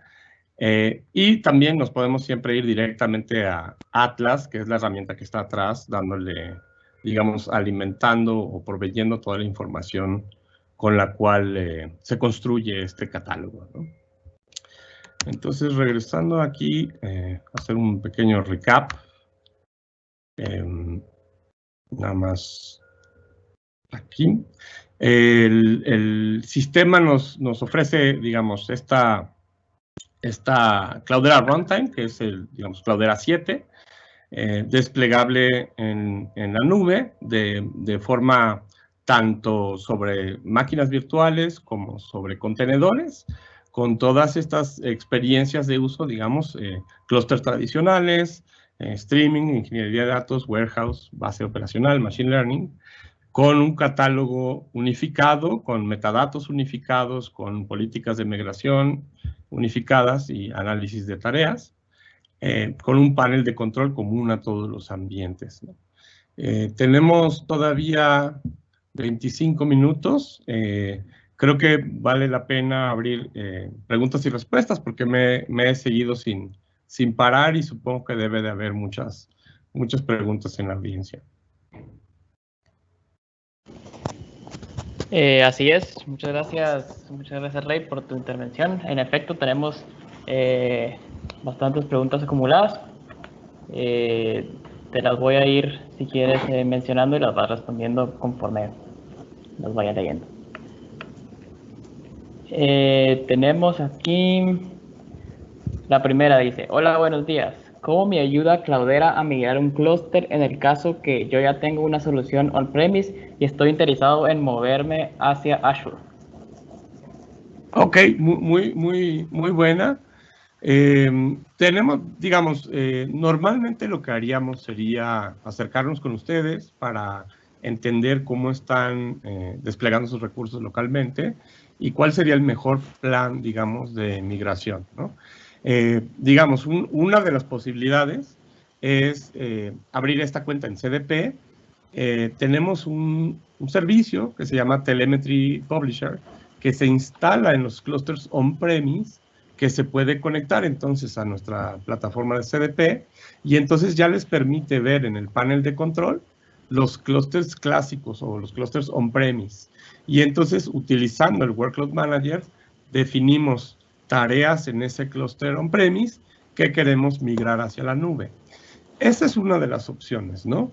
Pero no necesariamente es la mejor, ¿no? Entonces, otra muy común es, si tenemos ya una arquitectura hecha sobre Cloudera, digamos, podemos hacer un análisis de lo que sería un lift and shift, crear exactamente la misma infraestructura en CDP, pero aprovechando o viendo en qué partes podemos utilizar los recursos que se pueden suspender o autoescalar para tratar de ir cortando costos, ¿no? Perfecto. Aquí tenemos otra de Stalin del Salto.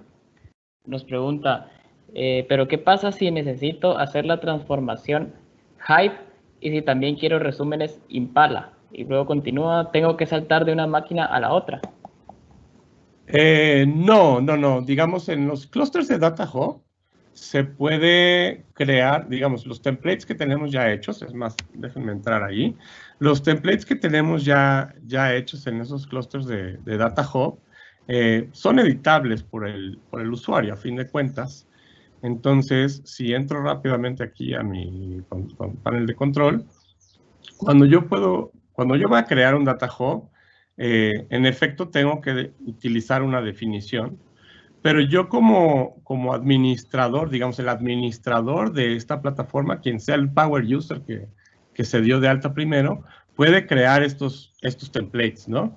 Entonces, sí, digamos, los que tenemos ya hechos uno tiene Hive y el otro tiene Impala, pero esto no quiere decir que sea uno u otro. O sea, podemos tener un clúster con ambas.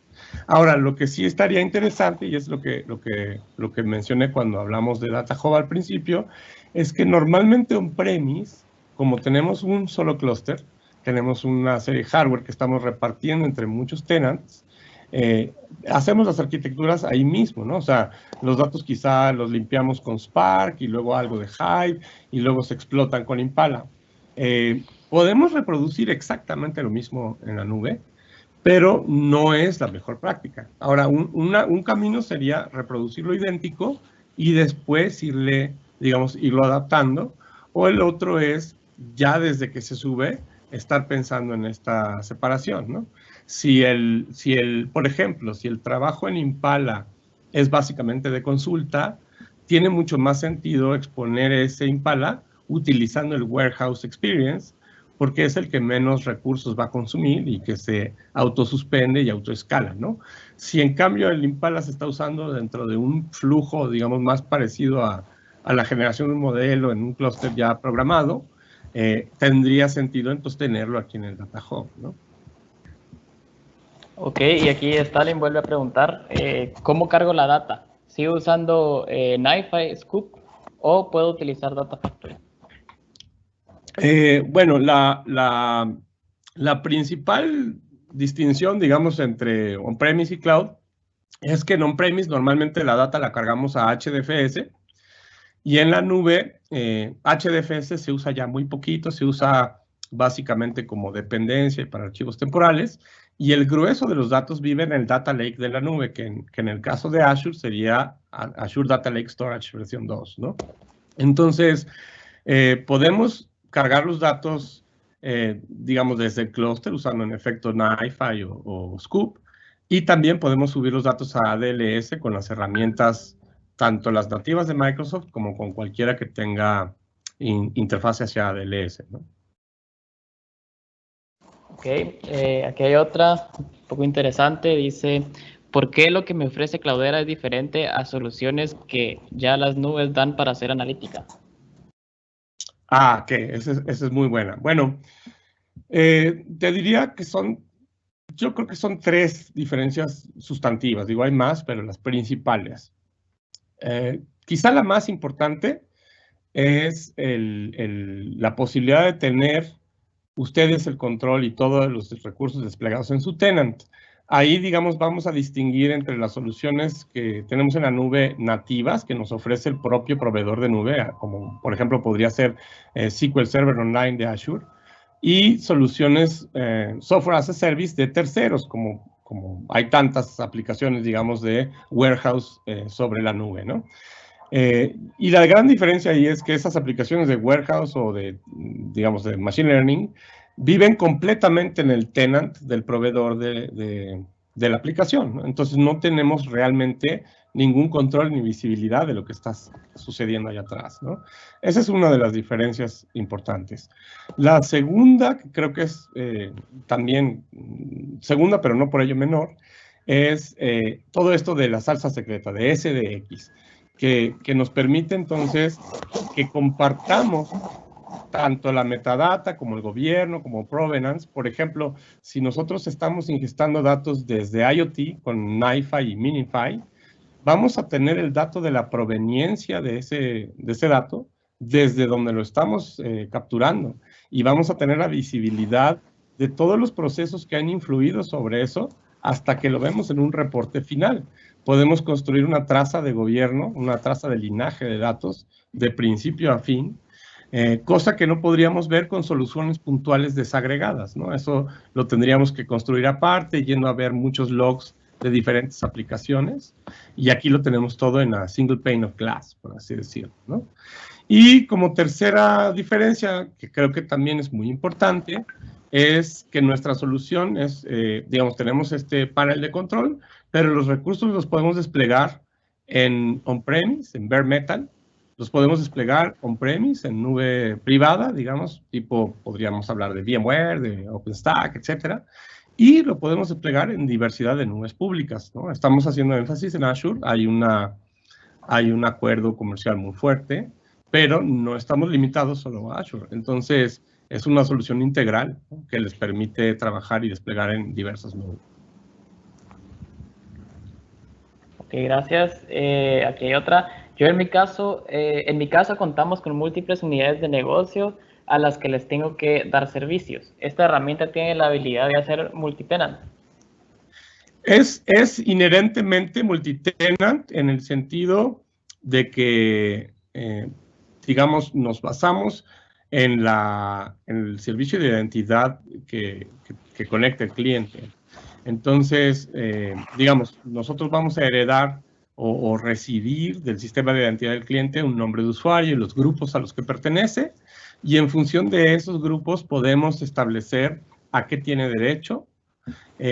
Si queremos todavía más separación, podríamos crear entornos diferentes en donde le vamos a proveer completamente distintos entornos, ¿no? Donde son incluso otras credenciales de nube y no hay ninguna visibilidad entre los usuarios. Pero no tenemos que llegar a ese extremo. Creo que uno de los plus que tiene esta plataforma es que nosotros, al hacer ese mapeo de identidad entre el servicio de identidad corporativa y las nubes, lo que hacemos es que ustedes ya no les tienen que dar credenciales de nube a sus usuarios, ¿no? Sino que nosotros hacemos el mapeo por detrás. Entonces ya no hay manera, digamos, si no tienen las credenciales de la nube, pues un usuario no tendría forma de ir y ver lo que están haciendo otros, ¿no? Y finalmente, ya en lo que sería el reporte de consumo, como tenemos igual la posibilidad de entender quién está haciendo qué cosa, también podemos proveerles las herramientas para hacer un chargeback apropiado a cada una de las áreas. Ok, aquí tenemos un comentario de Andrés Springmull. Él pone, ¿podrías explicar de nuevo la analogía de está escrito en Python? Eso fue una broma que hacía Eddie en su plática. Él básicamente lo que se refería era que si está escrito, que cómo diferencias de Artificial Intelligence de Python, pues si está escrito si está escrito de Artificial Intelligence, de Machine Learning, si está escrito en Python, pues seguramente es Machine Learning.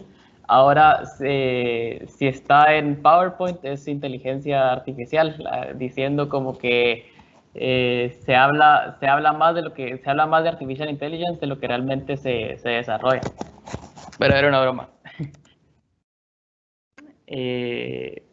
Bueno, aquí tenemos otra que dice, ¿puedo correr las experiencias como el Data Warehouse Experience sobre datos en un Data Hub en Azure?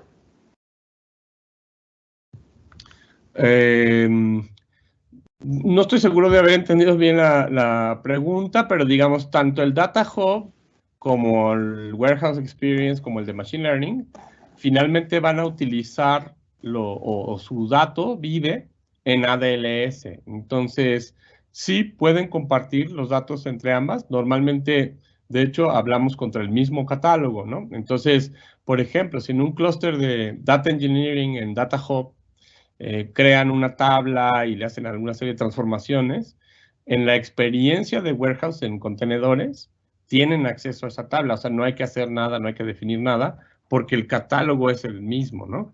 Obviamente, el control de acceso también es el mismo, entonces tendríamos que tener o entrar a la experiencia de usuario con un usuario que tenga permisos sobre esos datos, ¿no? Pero sí es posible compartir los datos entre ambas. De hecho, nativamente están así. Ok, aquí hay una pregunta un poco más comercial. Dice, ¿el licenciamiento en la nube se vende de manera mensual o licencia perpetua? En el caso de la nube, digamos, bueno, nosotros nunca hemos tenido licenciamiento perpetuo. En realidad, on-premise es una suscripción a soporte que se renueva anualmente y que se tarifica en función del número de nodos que forman el clúster, pero en la nube es completamente diferente, es totalmente por consumo.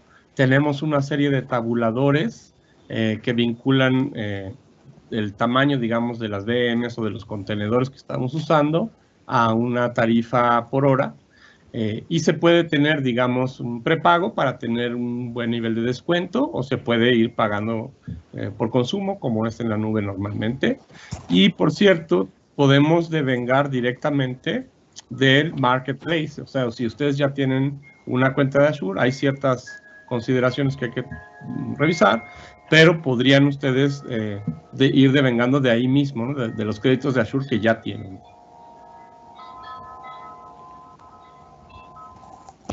Ok. ¿Cómo defino de qué tamaño debe ser mi clúster? Esa es muy buena, porque en la nube lo que hemos visto es que cambian muchas cosas, ¿no? Normalmente on-premise solemos tener máquinas más grandes, entonces normalmente son menos máquinas, y en la nube tenemos generalmente máquinas más pequeñas, pero más máquinas. Una de las grandes ventajas de la nube es que experimentar no cuesta tanto, ¿no? Es muy barato, pues, instanciar un clúster. Digamos, estamos a 3 clics de distancia de instanciar un clúster, y si no nos funciona, estamos a otros 3 clics de hacerlo más grande o más pequeño. Sin embargo, sí tenemos algunas guías de, digamos, cómo mapear lo que tenemos on-premise a la nube. Podemos hacerles llegar a través de la lista de invitaciones una serie de documentos de mejores prácticas. Normalmente ahí se va a involucrar nuestro equipo, tanto de preventa como de arquitectura, para entender qué es lo que quieren hacer y ayudarles a hacer este dimensionamiento, ¿no? Ok. ¿Cómo funciona la forma híbrida? Nube privada y nube pública. Ok. Esa creo que es de las que luego se presta confusión, porque a veces la gente piensa que estamos hablando de un clúster que está a la vez en la nube y on-prem, ¿no? En realidad, esto normalmente no funciona, no es práctico, digamos, introducir un enlace tipo WAN al interno de un clúster, ¿no? Entonces, cómo funciona normalmente es, tenemos un clúster en la nube y tenemos un clúster on-prem, o N clústeres en la nube, N clústeres on-prem, y normalmente llevamos tareas de un lugar a otro. Podemos llevar tareas de on-prem a la nube o bajar tareas de la nube a on-premise. Y para ello es que usamos el Workload Manager, ¿no? O sea, al identificar un workload, podemos decirle, mándalo a la nube, y eso lo que nos va a hacer es crear una política de replicación que va a llevarse los datos de ese workload, los jobs de ese workload, los usuarios de ese workload si hace falta, o los permisos de esos usuarios, ¿no? Ok, ya vamos terminando. Aquí hay una que dice, es necesario que el Data Hub con los datos tengan los servicios de Impala o Hive para correr las consultas de un Data Warehouse Experience. Luego continúa, ¿hasta qué punto queda la responsabilidad del lado del cliente la habilitación de estas experiencias? Ok. A ver si entendí bien. Bueno, me voy primero sobre la segunda parte. Tenemos lo que le llamamos un modelo de responsabilidad compartido. Entonces, hay capas del aplicativo que son administradas por Cloudera, hay capas que son administradas por el cliente. En particular, las experiencias tanto de Warehouse como de Machine Learning, son administradas por Cloudera. Nosotros, digamos, tenemos el SLA de que esos servicios se desplieguen y operen. No sé si a esa parte se refería.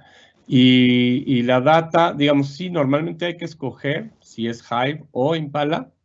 Estamos trabajando aceleradamente, digamos, puedo poner aquí como, no es ninguna primicia, pero Cloudera adquirió una empresa llamada AdScale el año pasado, y AdScale tenía, Arcadia Data, perdón, me confundí el nombre. y Arcadia tenía un engine como middleware. Estamos tratando de hacer un repurpose de ese engine, pero digamos, no quisiera yo hablar de cosas que todavía no tenemos, pero digamos en un futuro la visión es que ustedes no tengan que escoger si es Impala o Hive o qué va a ser. Hoy en día todavía es una configuración que hay que escoger. Normalmente la consideración va a ser muy en función de cuál es el formato original de los datos y cuál es en qué aplicación se sienten más cómodos los desarrolladores. Ok, tenemos unas cuantas más que dice, ¿han tenido experiencia con integraciones de clústeres procesando análisis espaciotemporales con la solución de Esri?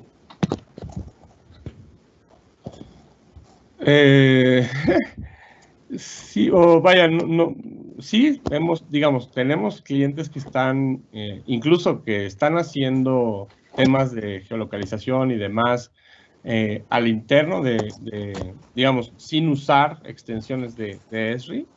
Tenemos clientes que están usando extensiones de Esri. Esri hizo una serie de librerías para Hive que le agregan, digamos, funciones predefinidas por el usuario para poder sacar cosas como centroides, áreas, distancias, etcétera, y trabajar datos geográficos dentro de Hive.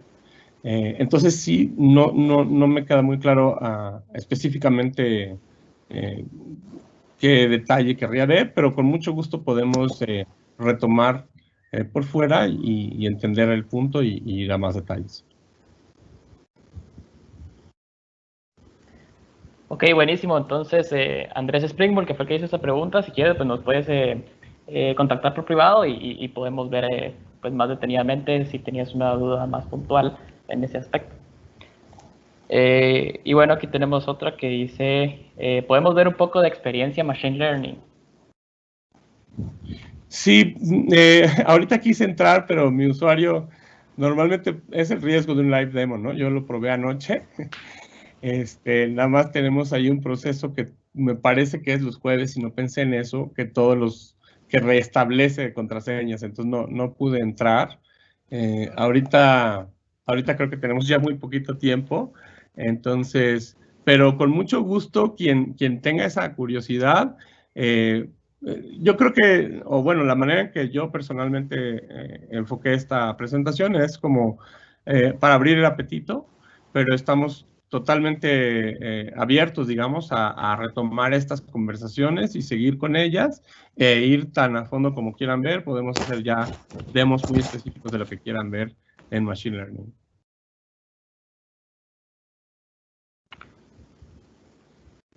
Ok, entonces pues ya con eso terminamos la parte de las preguntas. Muchas gracias a todos por haber participado. Ahorita, espera un segundo.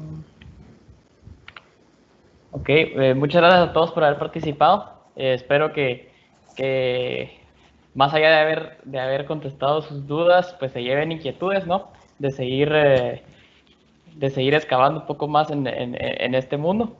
Y ya saben, ¿no? Estamos a la orden para cualquier otra duda que les haya surgido. Muchas gracias. Gracias a ustedes por su tiempo. Estamos, pues, tengan feliz día.